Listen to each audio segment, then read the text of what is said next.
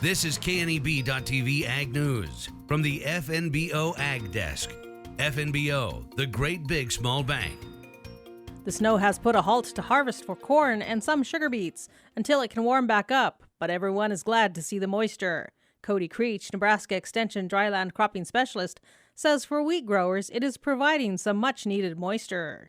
Overall, for the wheat, this is just going to provide much-needed moisture. There is a lot of wheat that has not come up yet that was planted maybe into, it was planted late or into some dry soil. So this will provide moisture, but that wheat's not likely to come up anytime soon with the cold temperatures. And so we just hope that it has vernalized enough that it'll do well. So for those producers that have wheat that was planted later in the dry soils, it's going to be really important to watch in the early spring to see what kind of stand they end up with and how that wheat looks to see if they want to keep it or if they want to do something different in those builds.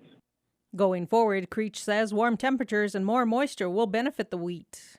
So I like to see that wheat that's established and up and going, that this moisture and any warm temps would be beneficial for that wheat to add a few more tillers.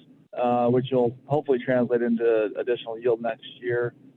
The snow we do have is going to provide some insulating factor for these first few cold nights we're going to have.